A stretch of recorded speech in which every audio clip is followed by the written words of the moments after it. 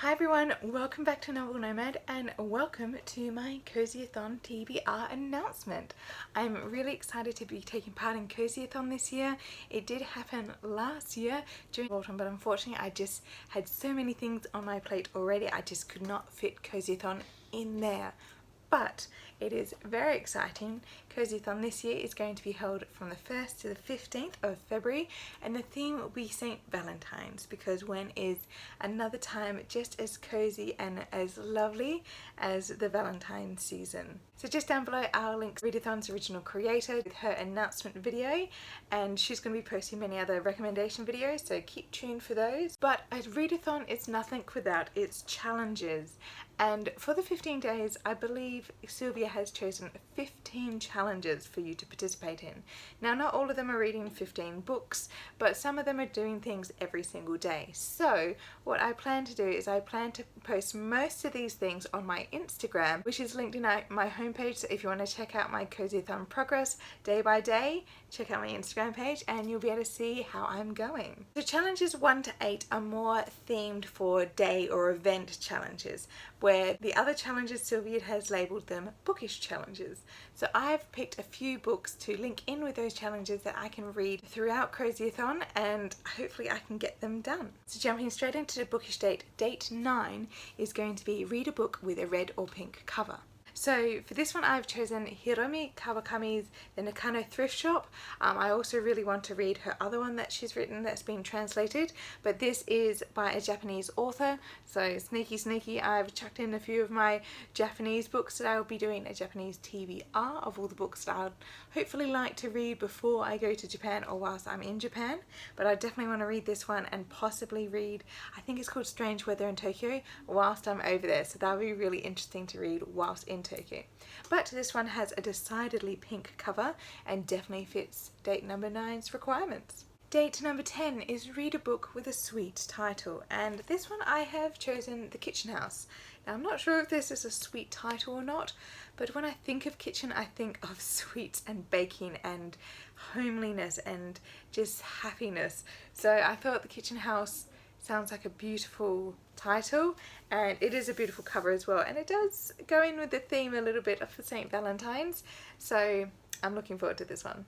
Date 11 is read a book about love or relationship, and for this one I've actually picked up an ARC which I was lucky enough to get, and that is Happiness for Humans by P.Z. Risen. Now this is a new release, and it's basically in the future 2 AIs discover that their humans are lonely and they need some love to be happier in their life. So they decide to set out and find the perfect match for their human. And I think that is such a wonderful premise and really interesting for the very digitized modern society. So it will be really fun to see where this rom-com through proxy comes in. I think it'll be fun. Date number 12 is not a hard one for me. It is to watch a Disney movie which is a retelling of a fairy tale. And obviously I'm going with Beauty and the Beast. It is my absolute favourite and I have it to hand. But you also have to read a retelling of Beauty and the Beast, and that one I'm going with Uprooted by Naomi Novik. This one's been getting interesting attention because some people love it and some people hate. I think it's a love-hate book. I'll be interested to see where I fall in the spectrum, if I love it or if I hate it, and I just realised that this totally matches my necklace. But that aside, it, I believe, is a Beauty and the Beast in a way retelling. So yeah, it definitely is a fairy tale focused book. So I'll see where I go and I'll report back to you. But I know I'm going to enjoy this, so. Date number 13 is buddy read a book with someone. And I am doing quite a few buddy reads with Kate Howe at the moment. We're definitely pumping up our mysteries.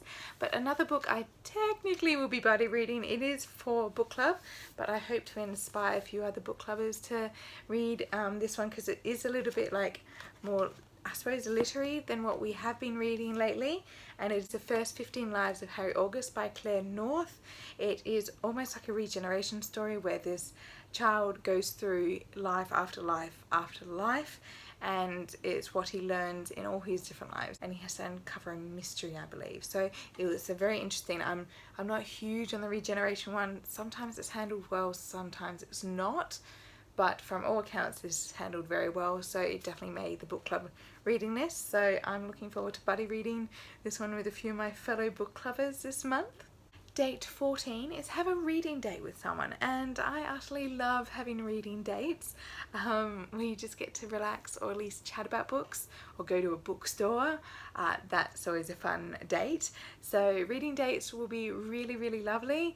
I think I've got a friend in mind who would be wonderful to have a reading date with, but it would probably be reading any one of these books for those first 15 days of February in that reading date, so that will be really fun. And the last bookish date, date number 15, is go shopping. It's a shopping date and buy something bookish for yourself.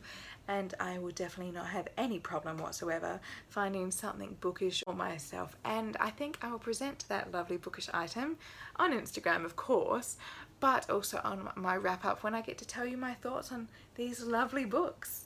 So it is not a really intense readathon like I have been doing Tome Topple, but it is a bit more exciting, a bit more fun, and it's a short one as well. So I hope you follow my Instagram and see my daily progress. And if you're thinking of participating, tell me down below what is a book you really want to read, or what book do you think I should start first on.